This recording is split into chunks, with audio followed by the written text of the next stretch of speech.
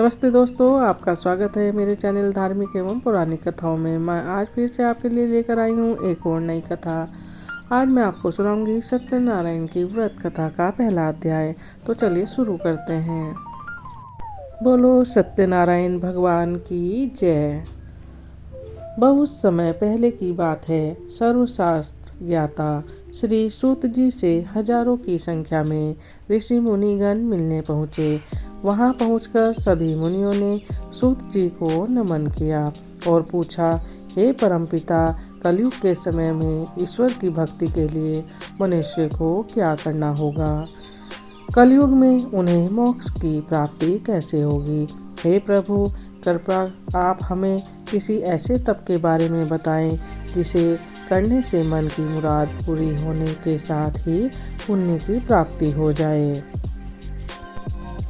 ऋषियों की बात सुनने के बाद सूत जी बोले, हे मुनिगण, आप सभी ने मनुष्य के हित के बारे में एक अच्छा सवाल किया है।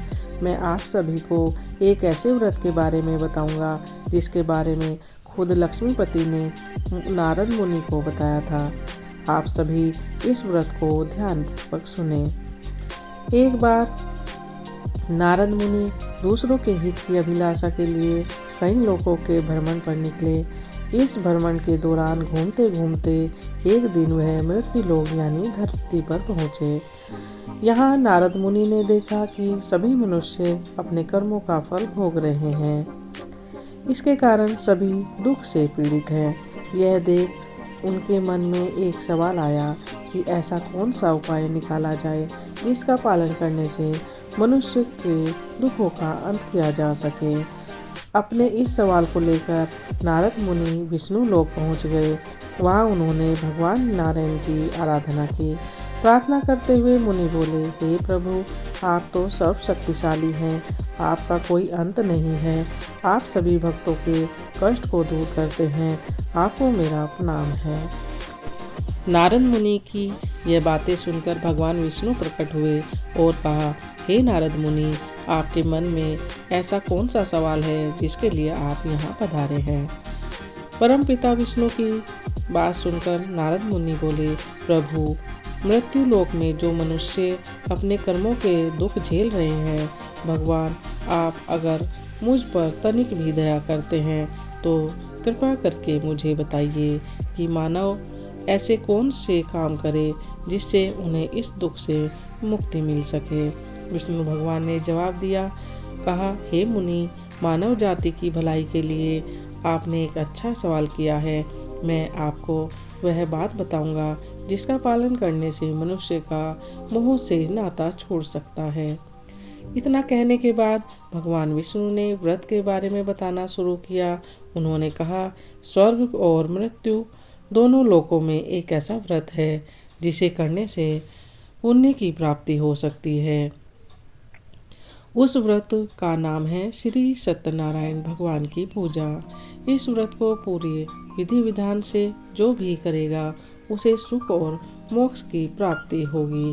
विष्णु भगवान से इस व्रत के बारे में सुनते ही नारद मुनि ने फिर पूछा, हे ईश्वर, इस व्रत को करने से कौन सा फल मिलेगा और इसे करने की विधि क्या है? इस व्रत को सबसे पहले किसके द्वारा किया गया था और इस व्रत को किस दिन करना शुभ होगा?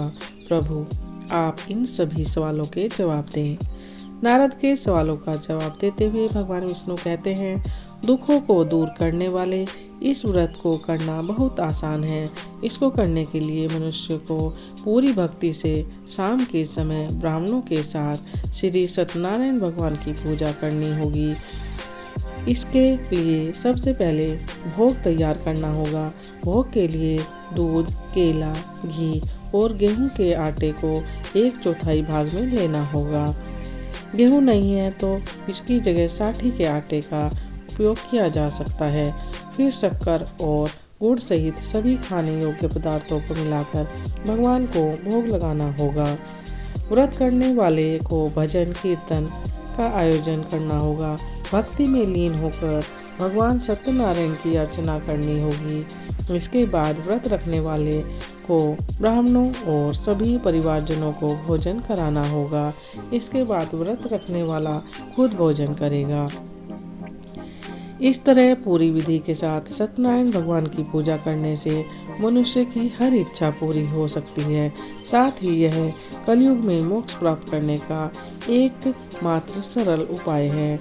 इस तरह श्री सत्यनारायण भगवान का पहला अध्याय समाप्त होता है। बोलो सत्यनारायण भगवान की जय। दोस्तों, यहाँ सत्यनारायण भगवान का पहला अध्याय समाप्त हुआ। अगर आपको दूसरा अध्याय सुनना है तो अगली वीडियो में मेरा सत्यनारायण भगवान की व्रत कथा का दूसरा अध्याय जरूर सुनें और ज़्यादा से ज़्यादा शेयर करें, कमेंट करें और मेरे वीडियो को पूरा देखें। और जितने भी नए लोग मेरे चैनल से जुड़े हैं, चैनल को सब्सक्राइब कर लें, बेल आइकन दबा लें, जिससे आने वाली वीडियो आपको मिलती रहे। आप सभी का दिन मंगलमय हो, आने वाला वर्ष आपके लिए खुशियाँ लेकर आए। मैं यही सत्यनारायण भगवान से प्रार्थना करती हूँ। मेरी कथा सुनने के लिए बहुत बहुत धन्यवाद।